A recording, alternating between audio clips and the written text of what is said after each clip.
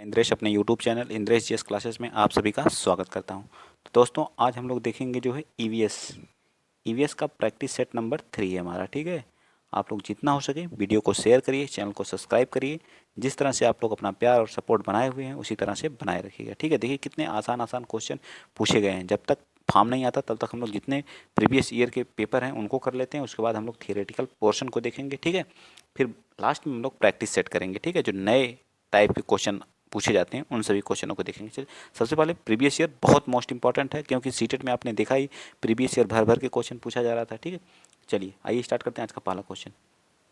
Question number first क्या कह रहा है कि भारत का राष्ट्रीय पशु क्या है। बताइए, अब एक एक बच्चे को ये चीज़ें याद होगी। भारत का राष्ट्रीय पशु क्या है? तो भारत का राष्ट्रीय पशु क्या है? बाघ है। ठीक है, क्या है भारत का राष्ट्रीय पशु? क्या है? बाघ है। ठीक है, अब इसके बारे में जान लीजिए।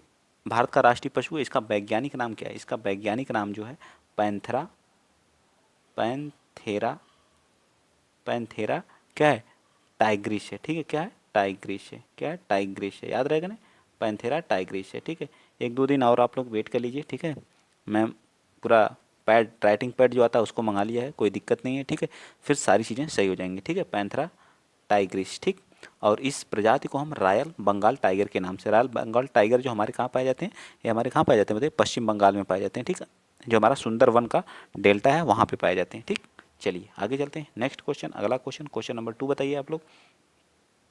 क्वेश्चन नंबर 2 हमारा करा कि सागरी खरपतवार किसका महत्वपूर्ण स्रोत है। जो हमारे सागरी खरपतवार हैं यह मुख्य रूप से आयोडीन के क्या है? मुख्य स्रोत हैं। क्या पाया जाता है इसमें? आयोडीन क्या महत्वपूर्ण स्रोत माना जाता है, क्योंकि जो सागर के खरपतवार हैं उसमें जल में क्या होता है? लवण। लवण क्या होता है? लवण युक्त होते हैं। क्या होते हैं? लवण युक्त होते हैं। जो खरपतवार होते हैं वो क्या होते हैं? लवण युक्त होने के कारण इसे सागरी खरपतवार के नाम से भी जाना जाता है। ठीक, तो इसमें क्या पाया जाता है? आयोडीन पाया जाता है। याद रहेगा ना, क्या पाया जाता है? आयोडीन। सबसे जो भारत में सबसे ज़्यादा लवणता वाला क्षेत्र कौन सा है? तो हमारा कौन सा? गुजरात है। ठीक है, ये भी याद रखिएगा। ठीक, आगे चलते हैं। अगला क्वेश्चन, क्वेश्चन नंबर देखिए, बहुत आसान आसान क्वेश्चन है। आप अगर लगे रहे प्रीवियस ईयर करते रहे तो 30 में 30 कोई नहीं, लेकिन ये है कि जो है जो सीटेट का जो ईवीएस है और यूपी टेट का ईजीएस में ज़मीन आसमान का अंतर है। ठीक, इसलिए ये अलग है। उस चीज़ के इस चीज़ से कंपेयर करना बिल्कुल गलत है। ठीक, भारत में प्रोजेक्ट टाइगर कार्यक्रम किस वर्ष प्रारंभ हुआ था? तो भारत में जो प्रोजेक्ट टाइगर है प्रारंभ हुआ था वो हमारा कब हुआ था बताइए? तो हमारा स्टार्ट हुआ था 1973 में। प्रोजेक्ट टाइगर हमारा 1973 में स्टार्ट हुआ। टाइगर की कमी को देखते हुए, संख्या को जो उनकी कमी हो रही थी उसको रोकने के लिए, यानी कि टाइगर संरक्षण के लिए जो है भारत सरकार ने वन एवं पर्यावरण विभाग द्वारा 1973 में क्या किया था? पर्यावरण प्रोजेक्ट टाइगर स्टार्ट किया था। ठीक, आइए चलते हैं नेक्स्ट, आगे बता दीजिए। क्वेश्चन नंबर 24 कहा गया निम्नलिखित में से किस वर्ग में प्रोटीन की प्रचुरता पाई जाती है? मतलब किसमें प्रोटीन पाया जाता है? दूध में प्रोटीन पाई जाती है। गाजर में क्या पाई जाती है? विटामिन ए पाई जाती थी। ये तो वैसे ऑप्शन गलत हो गया, विटामिन ए पाई जाती थी। अंडा, मटर, मछली। सोयाबीन सबसे ज़्यादा प्रोटीन पाई जाती है। चना, मक्का, सेब, दही या मांस। बताइए किसमें सबसे ज़्यादा क्या है? प्रोटीन की प्रचुरता किसमें सबसे ज़्यादा? तो सोयाबीन में सबसे ज़्यादा पाई जाती है, फिर उसके बाद चना और मक्के में। ठीक है, मक्के में। और प्रोटीन की कमी से कौन सा रोग होता है? तो प्रोटीन की कमी से रोग जो होता है उसको क्या बोलते हैं? क्वाशी क्वाशी और कोर बोलते हैं। ठीक, क्वाशी और कोर नामक क्या होता है? रोग होता है, जिसको हम सूखा रोग के नाम से जानते हैं।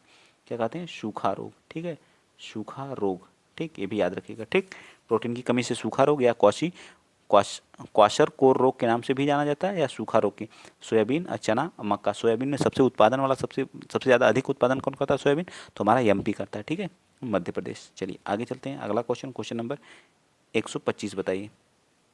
एक नक्षत्र का रंग निर्भर करता है उसकी क्या? सूर्य से दूरी पर।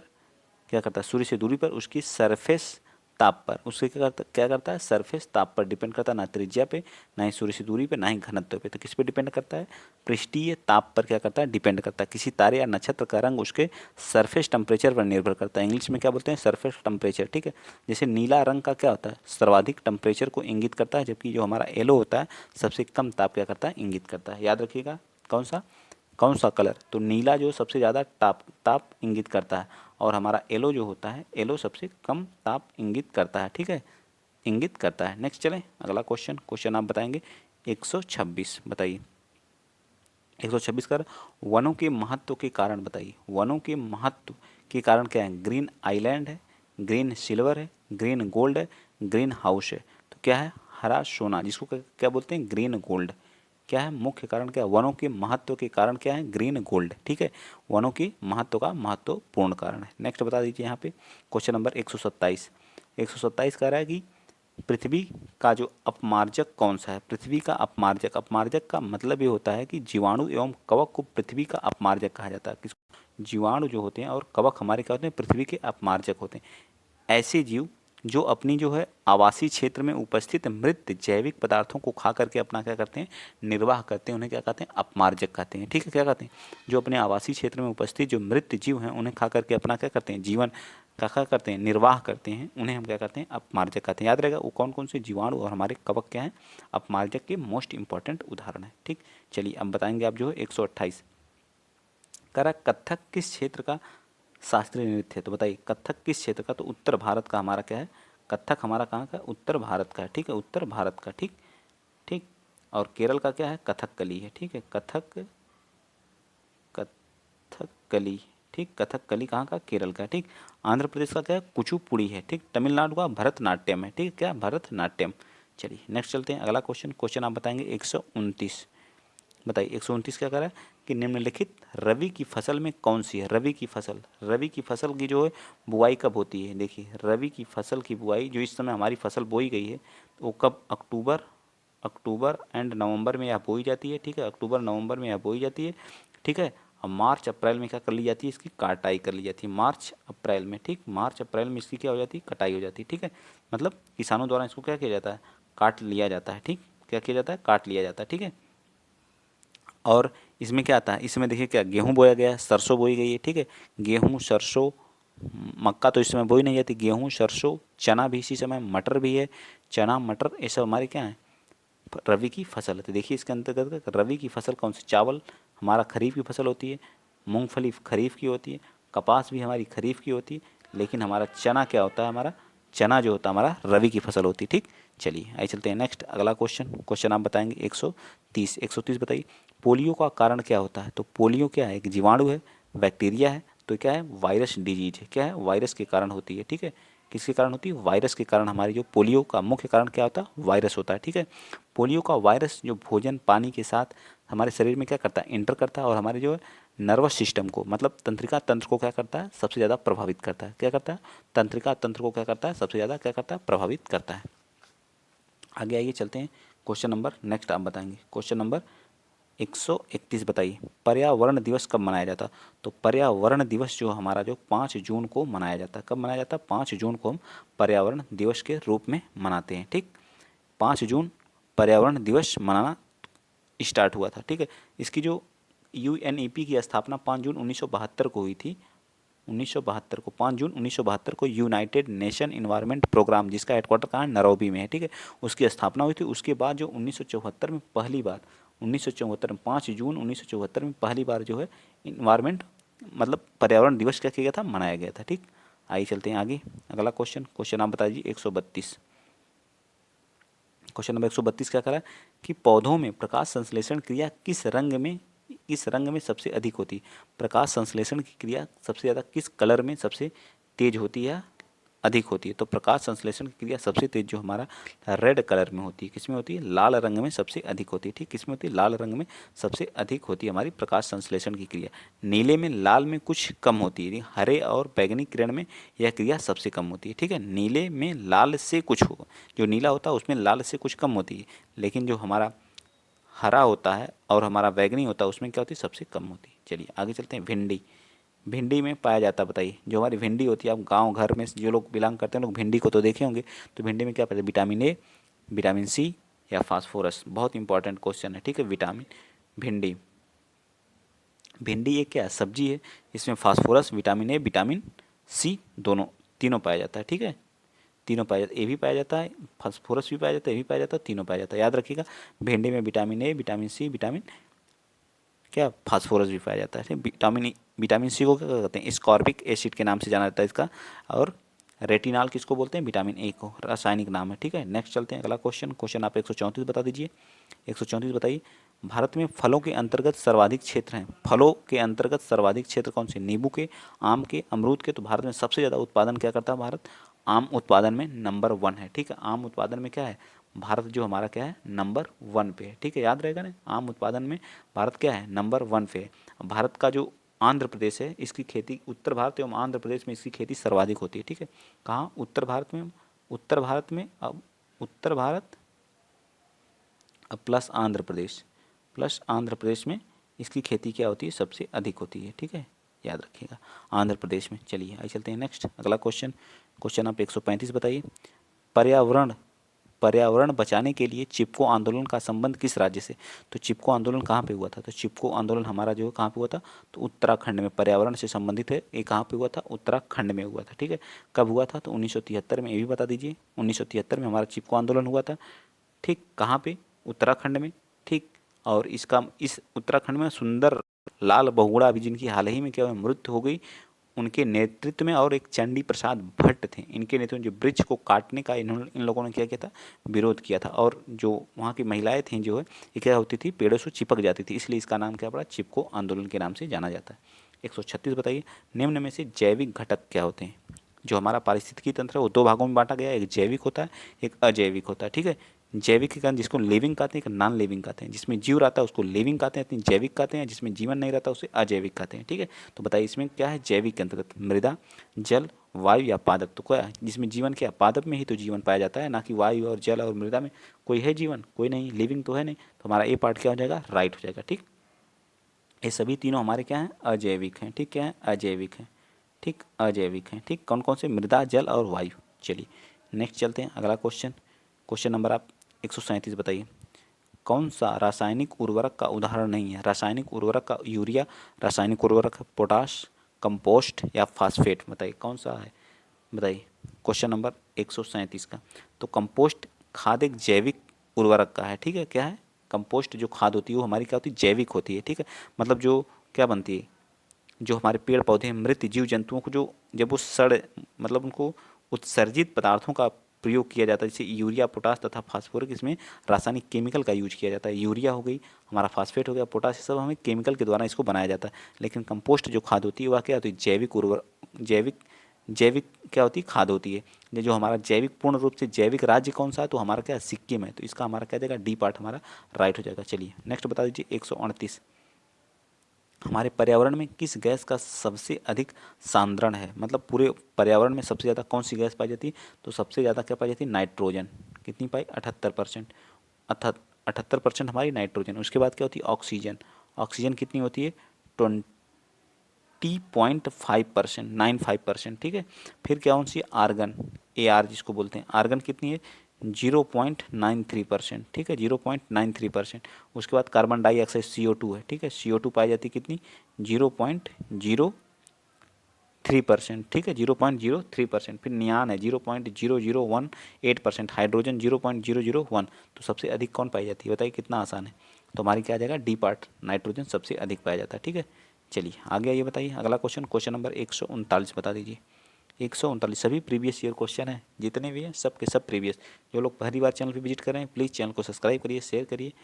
निम्नलिखित में से कौन सा अम्ल वर्षा का बृहद प्रदूषक है? मतलब बृहद का मतलब क्या होता है? बड़ा।